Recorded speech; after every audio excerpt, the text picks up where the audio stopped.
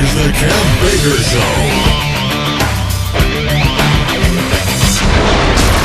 Good evening, everyone. Welcome to a very special live broadcast right here on the Kev Baker Show with me, one of our hosts tonight, Kev Baker, and of course, I'm joined by my good friend and my wingman co-host, Mr. Johnny Whistles. Now, we're coming to you live from Glasgow, Scotland on the Truth Frequency Radio Network. And tonight, we are going to be going all the way round and down the planet to New Zealand. What a show we have got lined up tonight, because if, like myself, during your whole waking up process, I know it's happened to you at some stage, you've all fallen into that Planet X Niburu wormhole. And wow, what a rabbit hole, wormhole, portal that is. You can lose yourself for weeks just looking at the plethora of images and videos that come out every day. How on earth can we make sense of what is going on? Is there some kind of rogue planet making its way back into the solar system, as some people would have us believe? What do you think? What have you looked at?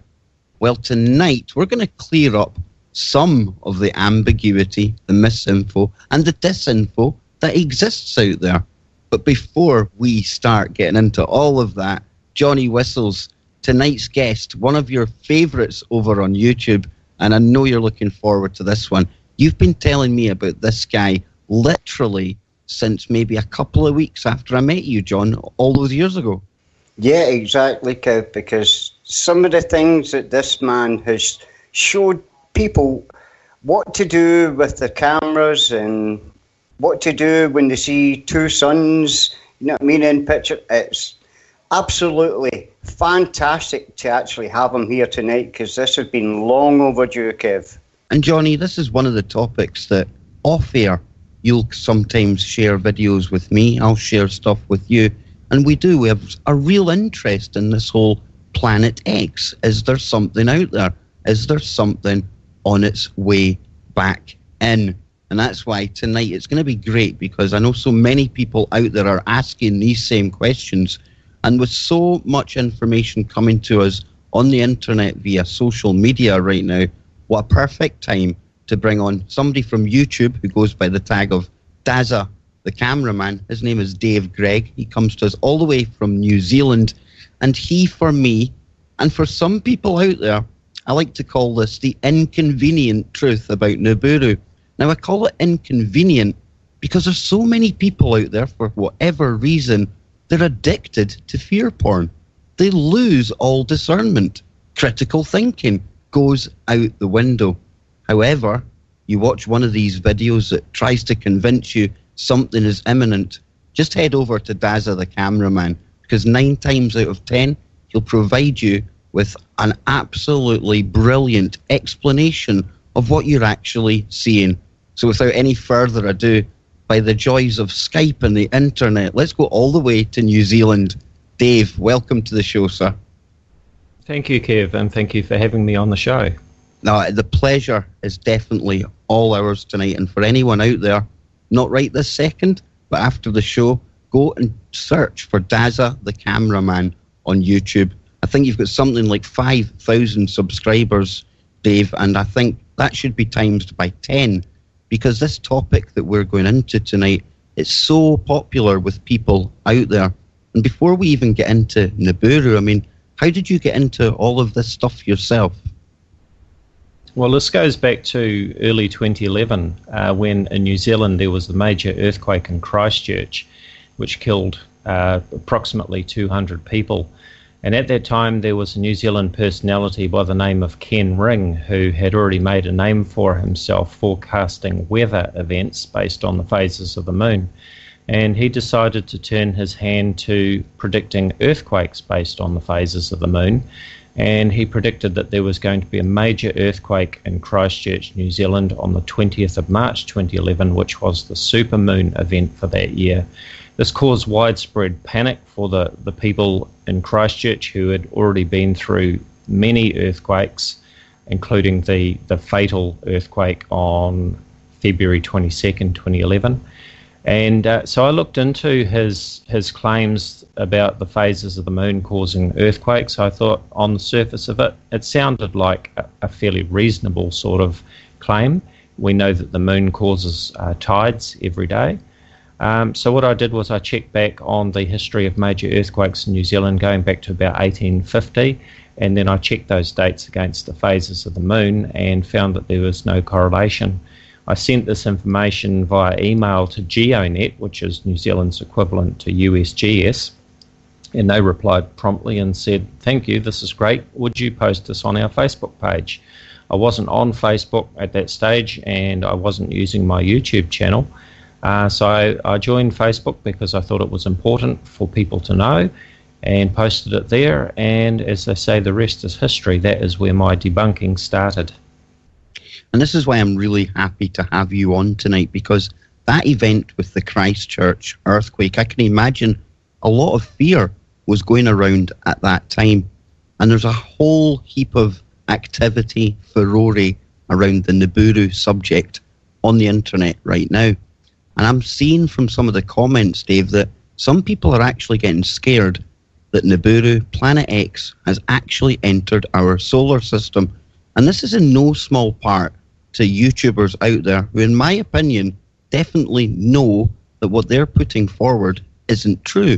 People like yourself is providing alternative answers to the information and research they say they're presenting, yet they choose to ignore that and continue to push this fact that Nibiru is here. Now, you find yourself at the center of one of these kind of viral storms right now. Talk to us about Nibiru, Planet X 2016. Is it here? Okay, so one of my followers on, I think it was my Dazzathecameraman Facebook page, posted the video and asked me to take a look at it. So I went over to Nibiru Planet X 2016 channel, checked out the video supposedly showing Nibiru, and now he had shown what he actually described as Planet Enoch. He did say that it wasn't Nibiru, but what he called Planet Enoch, which I'd never heard of before, as seen from the stereo behind images. And it turned out that it was, in fact, the moon that was visible in the stereo behind images. And I posted a response video, and I was quite surprised when he actually responded with an email to me and detailed comments defending himself, and he came across as very sincere. And so we had a hangout, and we talked about the claims and so forth. And at the end of that hangout, we thought that we had actually achieved something for once. It made a refreshing change that somebody actually fronted up to discuss their claims. He went away and took down his Planet Enoch video, but then several hours later, he just sort of exploded on my Facebook private message thread with all sorts of accusations and expletives. And of course, he told me that he had been in contact with two professors of astronomy from the University of Pittsburgh, and that they had sent him a 13-page PDF document which, you know, set everything straight, and that they were going to come on a hangout and were going to expose me as being a liar and expose Astronomy Live as being a liar and all the rest of it. And of course, this was all nonsense. He never contacted these professors. I emailed them myself. They both replied and said that they'd had no contact with Scott from Nibiru Planet X 2016. And then he subsequently admitted in a hangout that he was running that he tried to call my bluff. So there we have it. Nibiru Planet X 2016 was full of lies from the start. And he has actually re-uploaded that video, so he wasn't sincere, which is disappointing. And what I really like about how you go about this, Dave, is the fact that so often, and I've been there myself, we end up in these exchanges on social media, be it Facebook or YouTube, and it just descends rapidly into ad hominem attacks. But you, sir, you stick to the details. You take the points presented by somebody and you scientifically, rationally, and logically break it down. I've never seen you stooping to the levels of some out there on social media, and that's why I bring you on tonight, and I urge everyone out there to check Dave out, Dazza the Cameraman, on YouTube. Now, this Niburu thing, though, it might be Niburu Planet X 2016 just now, but it keeps coming round, Dave. There's always some hype somewhere, be it something appearing over the South Pole, something on over Scotland for one day. What's going on here? Is there something making its way back in? Is there some kind of orchestrated disinformation campaign? What's your thoughts on this?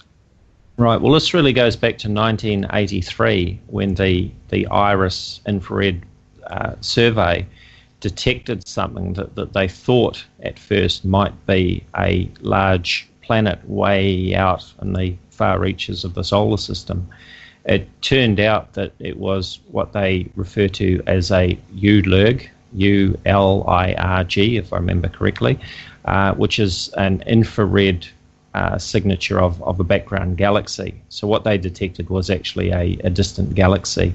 But this whole thing, you know, the news media release about a possible 10th planet being detected really set off the imaginations of some people, and that's where it really started. And then to add to that, in 2003, you've got Nancy Leader from Zeta Talk announced that Planet X was going to arrive in 2003.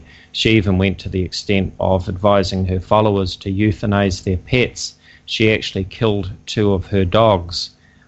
So 2003, you know, it's now 13 years later, and of course we're still waiting. And I've been debunking Nibiru Planet X for 5 years now, since I first heard about Nibiru Planet X. But in answer to the question, is there something coming in?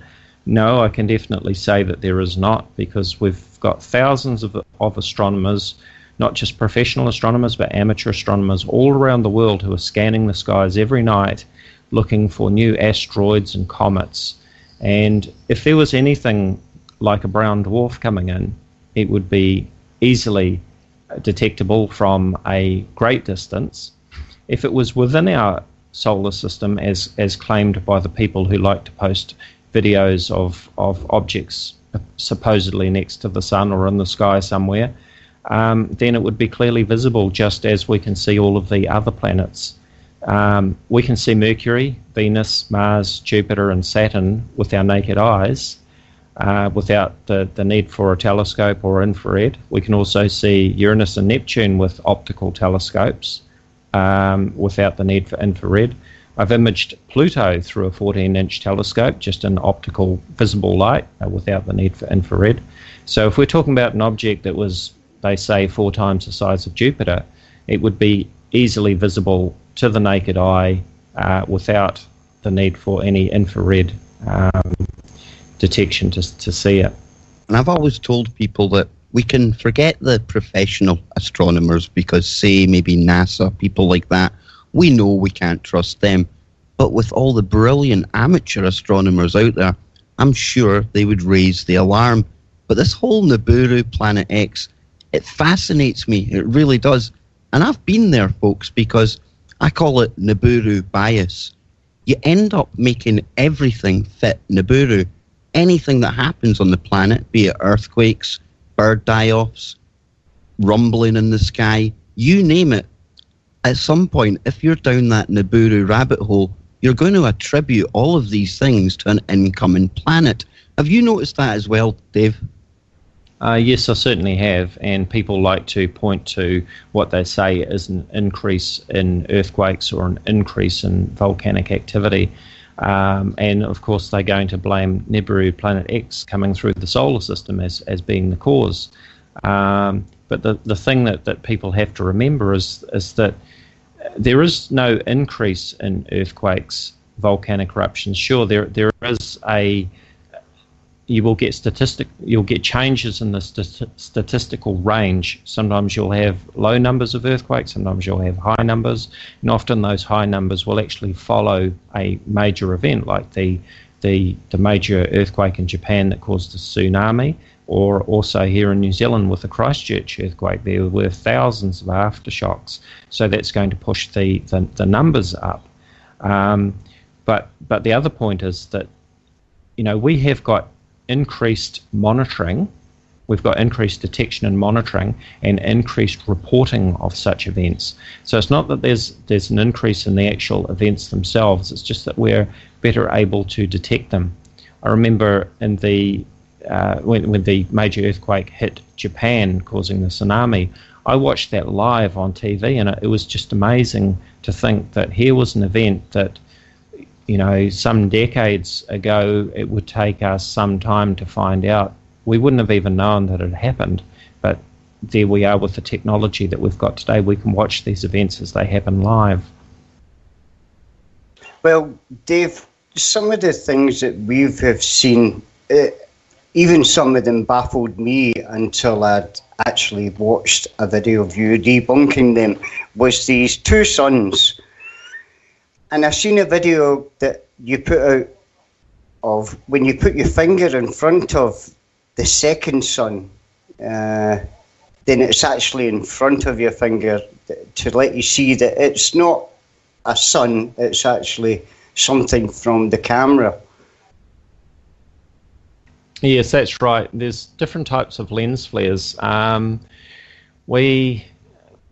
We often see videos of lens flares that will actually move around the image, but then there are some where the apparent object seems to remain static in relation to the sun. So when you move the camera around it remains in the same position. This is not your typical lens flare. It's an internal lens reflection. It's caused by the light bouncing backwards and forwards between the layers of glass in the lens. That you can actually get the same effect if you film the sun out through double glazing sometimes, because you've got two layers of glass. And so the finger test is a very simple way to actually check whether the object that you think that you're seeing is real or not. So what you do is you extend your hand out in front of you, hold up your index finger, and you put your finger out in front of the camera over where the second sun object appears to be.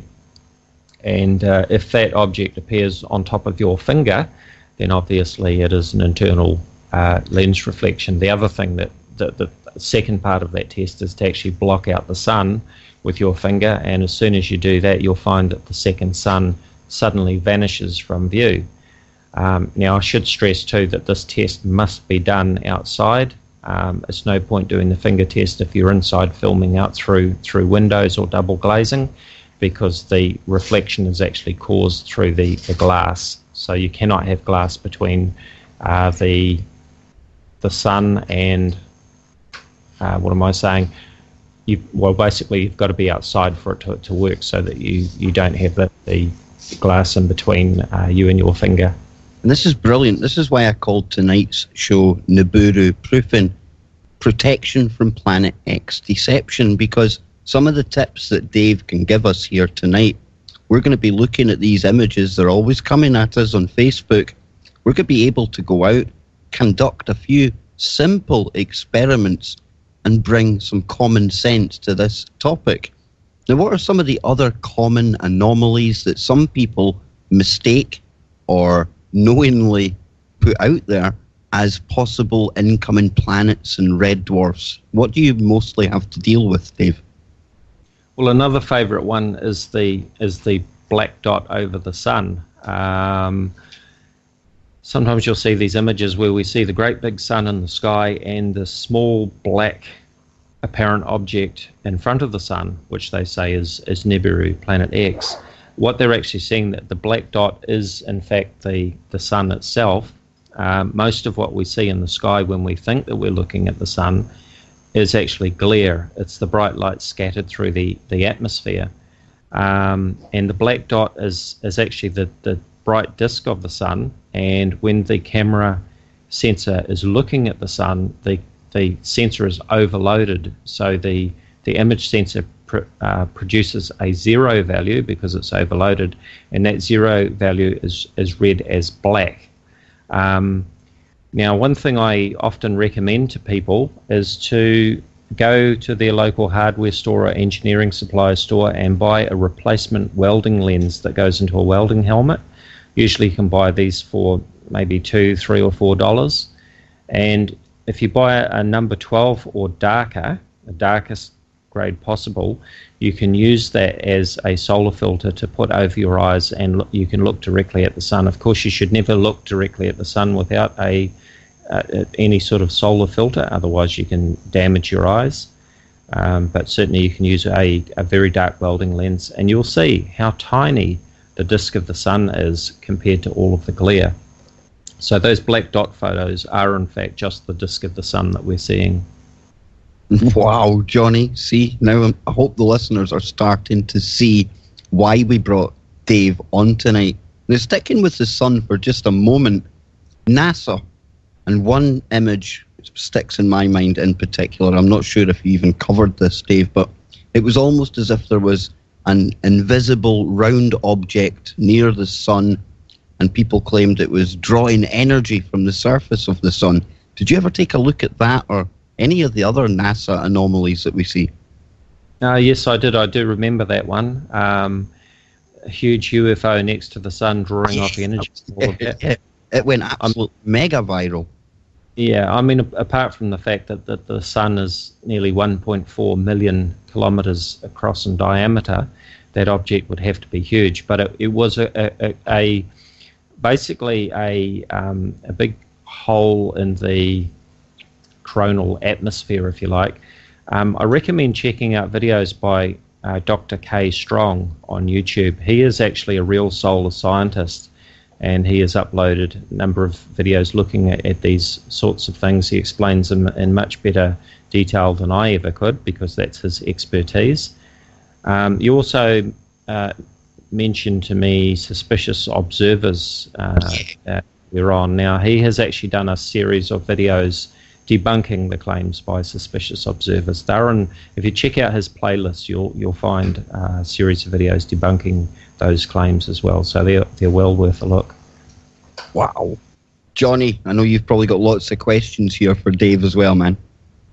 Yeah, it's just, Dave, some of the images that you actually use and see, you really have a fantastic array of cameras, and one of the last ones I saw that you were using was, now I'm not sure if it was a Nikon P900 or something. Yes, that's right.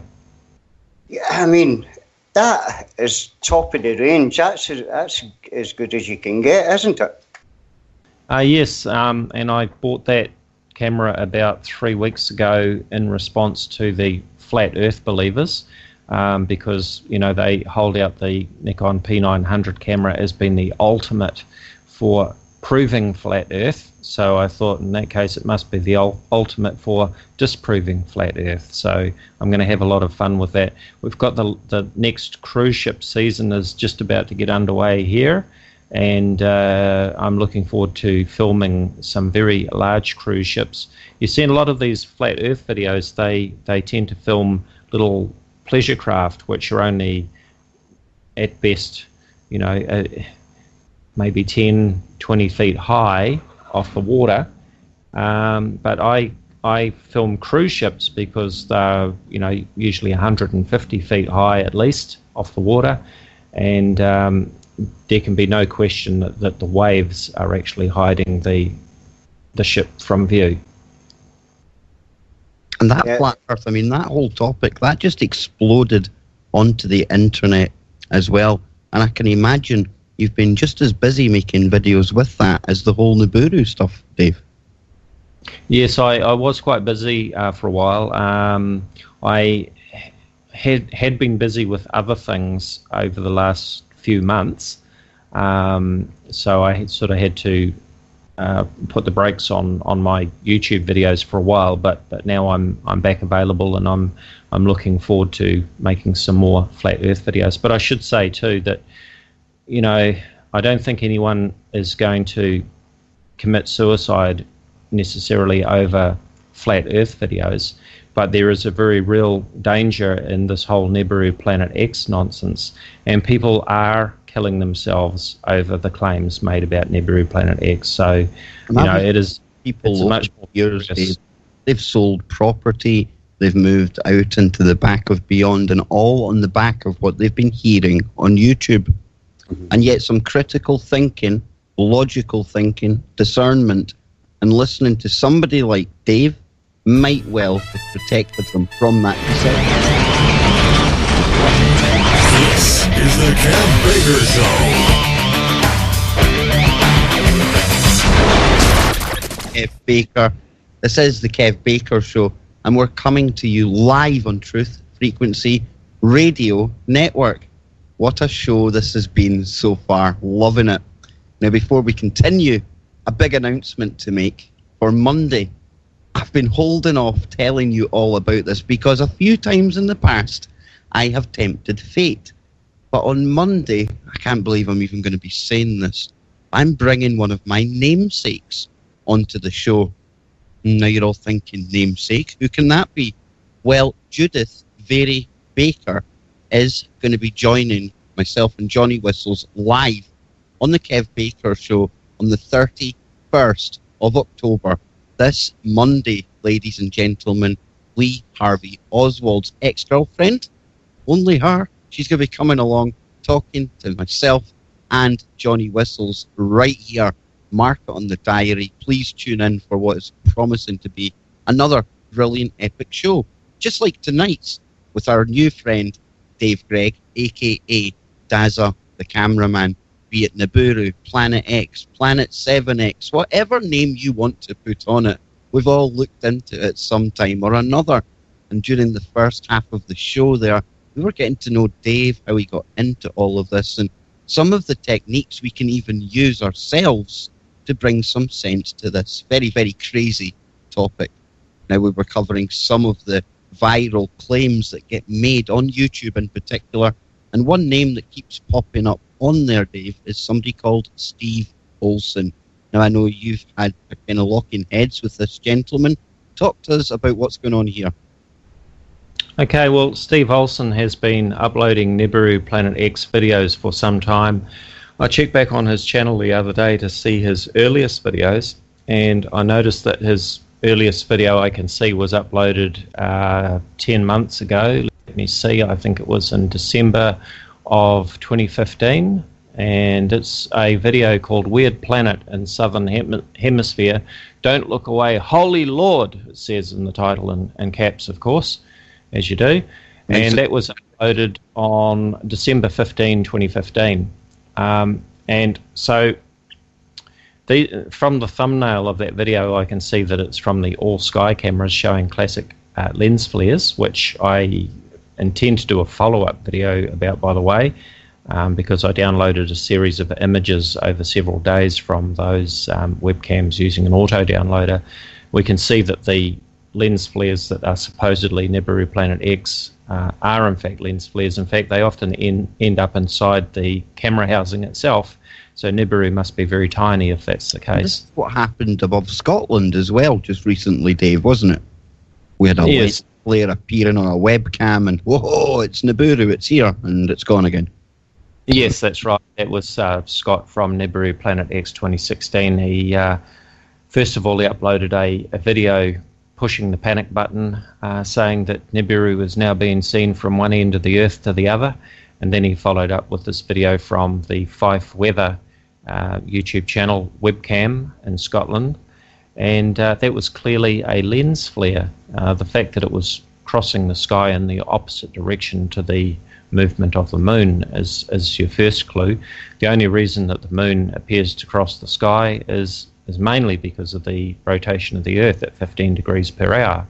So if something is actually travelling in the opposite direction to the apparent motion of the moon or the sun or the stars, it would have to be in very close Earth orbit, like the International Space Station. So if Nibiru was in very close Earth orbit, we wouldn't be having this conversation now. I think not, my good friend. But Steve Olson, what's he been up to now? So I see his latest video is a spectacular collection of lens flares and sundogs. He's very kindly provided an awesome resource for my next videos. So I'm looking forward to following on those. Very definitely lens flares and sundogs and other things.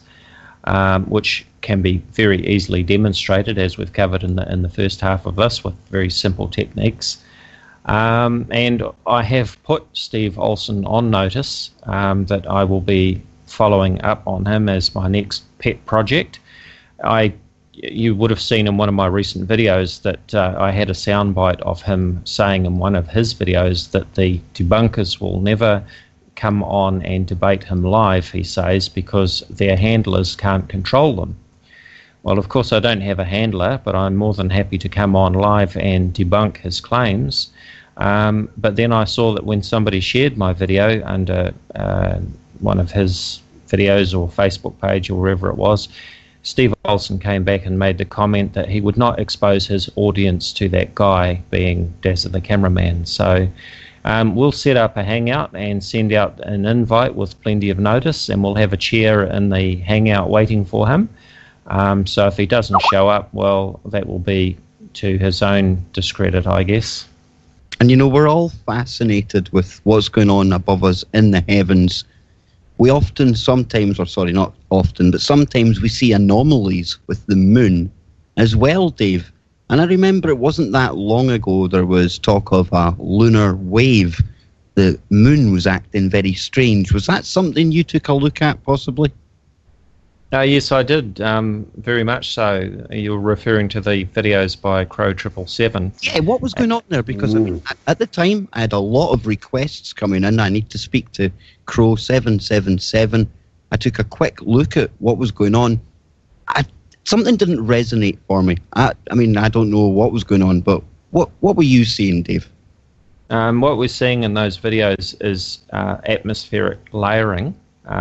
As we know, the stars twinkle because of atmospheric turbulence. If we were out in space where there was no atmosphere, we wouldn't see the stars twinkling. So it's actually that turbulence where the light from the star is coming through the atmosphere. It's been refracted, and this is why we see. If you look at a star when it's low down on the horizon, you see often it'll change color, red, blue, green, and so on. And it's the same sort of thing that we're seeing with the lunar wave, is that there was a layering effect in the atmosphere. And this is impossible to see unless you've actually got something such as the moon as a background to actually detect the refraction of the air mass. Now, I've used aircraft wakes, the bow shock or wingtip vortices that the aircraft create as they're passing over in front of or next to the moon to demonstrate how this layering can occur. Now, although that replicates what we see in Crow's videos, even to the point of double waves, a lot of people were actually screaming out and saying, we're only seeing a single wave in your video, but Crow's videos have a double wave. Well, subsequently, I was sent videos that actually showed the elusive double wave that was caused by aircraft. But I don't believe that all of the lunar waves are actually caused by passing aircraft. I suspect that we're seeing the effects of passing warm and cold air fronts, so you've got a different refractive index between the two air masses. See, this is brilliant stuff, and there's no attacking any of the people that we're bringing up here.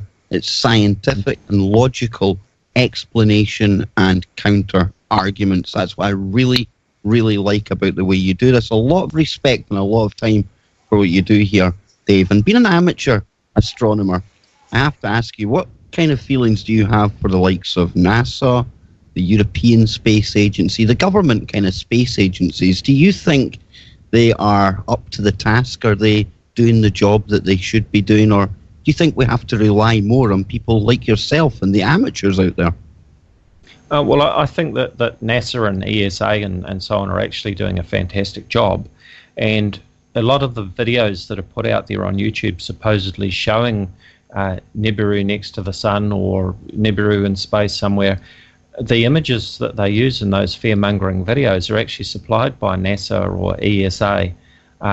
So they do a great job in providing free information publicly that anybody can access. Anyone can go onto the NASA Stereo or SOHO websites and download the images. They can check back on any date. So I think they do a great job. I don't believe that NASA are lying to us or hiding anything from us. Certainly, I believe that there are things that go on with the government or governments, but as far as astronomy is concerned, I don't really see that there's any conspiracies or cover-ups or anything like that. And also a lot of the information that NASA release, such as details of asteroids and near-Earth objects and so on, they actually rely on the global community of astronomers, both professional and amateur, for data from their observations. So they rely as much on us as we rely on them. Well, Dave, do you ever look at what the Vatican are actually looking at with the Lucifer telescope?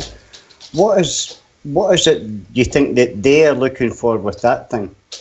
Well, they're not looking at anything other than what any other astronomers are looking for. You know, they're doing astronomy just like everyone else. You know, I've heard these claims about the Vatican and the Lucifer telescope, and I mean, that whole story is just a beat up. A couple of years ago, I contacted it's that Niburu bias that I'm calling it. Yeah. So a couple of years back, I actually contacted the Vatican astronomers, and they did reply. And I've got the emails that are available. I did post them online, and you know, the whole thing is a beat up.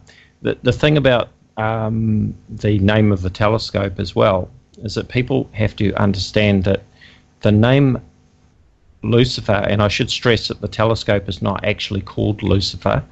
There was an abbreviation of Lucy, L-U-C-I, and so on that people have sort of really jumped on. Mm-hmm. But in any case, that the name Lucifer actually means light bearing. Now, when we measure light, we measure it in lux, which is where the word Lucy or Lucifer comes from.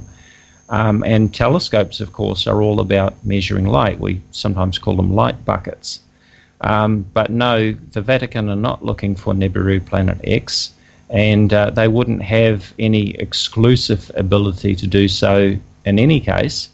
Even amateur astronomers can use infrared telescopes. Astronomy Live, my good friend Astronomy Live on YouTube, has a dedicated infrared camera that he can use on his telescope.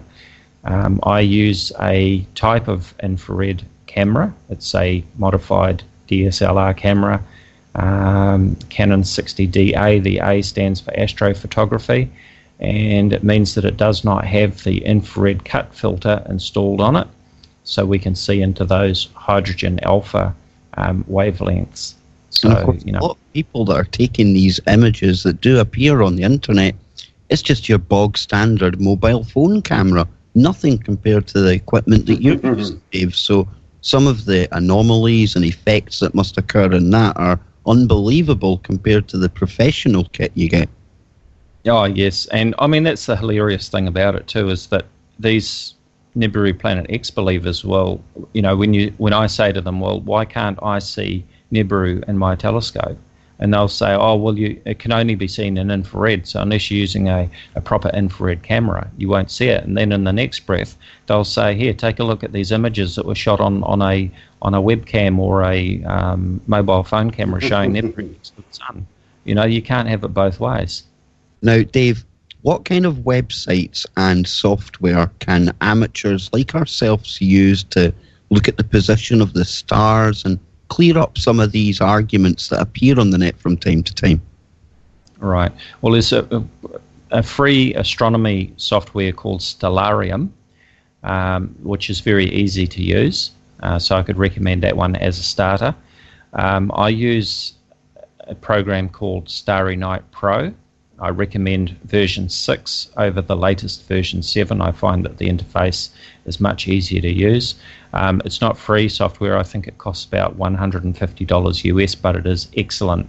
And then there is also another very simple tool online called solarsystemscope.com. It's all one word, which will give you a Stellarium type tool within your browser. You don't need to download it. Now then, I have to ask. Google Sky, from time to time, we get anomalies showing up on there. Bits are blacked out, bits don't appear right. And people, again, lose their minds. What can you tell us about Google Sky and some of the anomalies or known anomalies on these softwares out there? Yeah, well, it's no different to Google Maps or Google Earth, of course, is that we know that there are anomalies, photographic anomalies within Google Maps. You can go into Street View and see all sorts of strange things which are just because of stitching errors or data errors and things like that. And these so-called anomalies in Google Sky, we've looked at those. I recommend that people, if they want to check out my videos, check out my playlists, because I do tend to group videos in specific subjects, and you'll see videos on the blacked out area in Google Sky and things like that. And again, my friend Astronomy Live has done some excellent videos looking at that, where he has actually pointed his telescope at those coordinates that are supposedly blacked out, and he's used his infrared camera to have a look, see what's there. But the important thing to remember is that the imagery in Google Sky and similar online programs, the imagery was actually taken many years ago as part of a sky survey. So they're not even current, not even recent images. So you cannot use Google Sky like you would use a telescope. It just doesn't work that way. And as we saw with Nibiru Planet X 2016's most recent video proof of Nibiru, it turned out that the imagery that he was seeing was actually Saturn from 2011. Unbelievable. Johnny? Yeah, Dave, is there anywhere that shows an all-night live telescope? I mean, I know there's SLU, I think that's the name, but is there any out there that you could just sit and watch a part of the sky that somebody's got a telescope pointed at? Well, certainly SLU, I think you have to pay for membership even just to view. I know they've changed the way that they set up their subscriptions a little while back, so that's changed from when I had last used it. But we have to make the distinction too as to whether you're actually looking at a very tiny point in the sky through a telescope, when we're usually talking about less than half a degree field of view, or whether we're talking about a larger area of sky. And if you want to look at a larger area of sky with very nice clear imagery, I think it's telescope.net, if I remember correctly, is in Australia. Hopefully I've got that detail right, but they have some very good clear all sky cams as well. Not like the all sky cam ones that Steve Olsen and others were using, which are extremely low resolution. We're talking about imagery of something like 640 by 640 resolution, which is just really low. These ones are much clearer, sharper. You can actually see the Milky Way in these images, so they're a lot clearer. So there's that.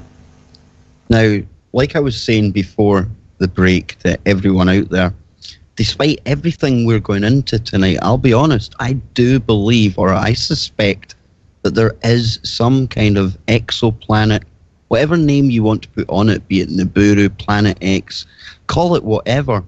I do think there's something out there, but it's not on its way in. And at the start of the year, Dave, we had Caltech, Mike Brown and Konstantin Batygin. They came out with their proposals for a Planet 9.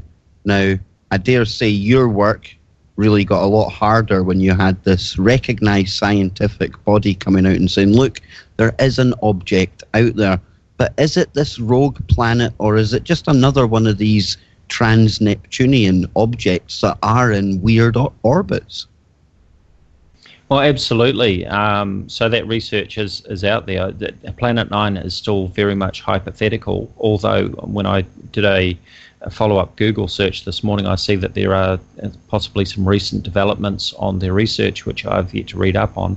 But the two researchers, Brown and Batygin, have made it very clear that based on their calculations, if this object exists, and certainly it may well exist, but its orbit would come no closer than 200 AU from our sun.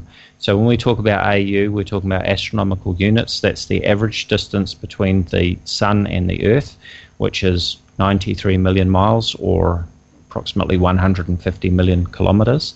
So at 200 AU, we're talking about way past Neptune and Pluto. We're talking about 30 billion kilometers out. And no one, not even Brown and Vatican, have ever seen or imaged this hypothetical planet. And also the orbital period that they have estimated, they say would be somewhere between 10,000 and 20,000 years. Now, when we know that there's an object out there because we've detected it, we've imaged it, we can fairly quickly calculate its trajectory based on those observations and calculate its orbital period. So to say that something has an orbital period of somewhere between 10,000 and 20,000 years is a good clue that it's still very much hypothetical. Ah, brilliant answer. Thanks a lot for that, Dave. That brings a whole new way of looking at that, because I'll admit it, I don't mind. I really lost my head over that. Again, Niburu bias, it's all tying into that. Great question from the chat room, and you've brought with you a really great audience, some really great information flying about in the TFR chat tonight. But D Boss says, is there anything you've looked into, Dave, that's left you scratching your head? You can't debunk it. There is something to that. Have you ever had anything like that at all? Well, I'm just trying to think very hard, and nothing actually springs to mind. You see, I remember, there you go, logical explanations for everything so far, Dave. Yeah, I remember being asked this question once before, and I remember several years ago I was seeing off a friend at night and looked up into the sky, and I saw these amazing lights. It looked like car headlights, cars driving around inside the clouds, and at the time I couldn't explain it. I had not seen anything like it. But I made inquiries the next day, and I discovered that there had been a function on at the local air museum, and they were using the old searchlights, and from their position, shining the lights up on the clouds, I was actually on the other side of those clouds from my observing position, and basically what I was told matches what I saw, so I'm satisfied that that was a true answer. You see, Well, context everything, Johnny, because just like lens flares there, looking at one image with a flare just sitting there proves nothing, but when you put it into context, the moving image, when you see everything and have all the information, well, logical answer. Yeah, exactly, Kevin. That story that you were telling there, Dave, that actually happened here in Glasgow not that long ago, that people were going crazy. Facebook was lit up with aliens in Glasgow, do you know what I mean? The lights in the sky. And it was actually a Rod Stewart concert that was on that night. Yeah. I can see how people go crazy for these things. Now, Dave, before we let you go, where can people find you on YouTube? Give them Astronomy Live a quick shout out, because I know you love working with them on the Hangouts, and where people can find your work and stuff, man. Right, so my channel on YouTube is Dazzathecameraman. It's all one word. I've also got a Facebook page, Dazzathecameraman. I also have a larger discussion page on Facebook called Voices of Reason to Explain X, VORTEX. We encourage people to come in there and post any items that they're not sure about, that they need explanation. And we've got a good team of people on there who have all sorts of various skills, and we're always happy to look at things and see if we can find a proper explanation. And we will provide the evidence, the proof to back up our explanation. We won't just give an opinion. And for all the listeners out there, don't worry. Myself and Johnny, we're going to lose our minds again over some viral video that comes out, be it next month, a couple of months after that. But at least now we've got Dave to call on, who can come here as the voice of reason and explain to us just exactly what it is we are seeing. And of course, if there is anything out there, I'm sure Dave and these amateur astronomers will all be the first ones to tell us. Just think about things when you watch them on YouTube, folks. And I say this from experience myself. I don't mind admitting that I used to be there, used to lose my crap over this stuff. But just a bit of critical thinking. Use your discernment. Spend 10 minutes. Go and search some of the websites that Dave has actually given us tonight. Actually, go to Dave's channel because, like I said at the top of the show, 9 times out of 10, this guy will have covered it. There's no attacking any of the people involved. We dealt with the information, and that is why tonight, for my point of view anyway, has left everyone a whole lot more Niburu proofed. Protection from that Planet X deception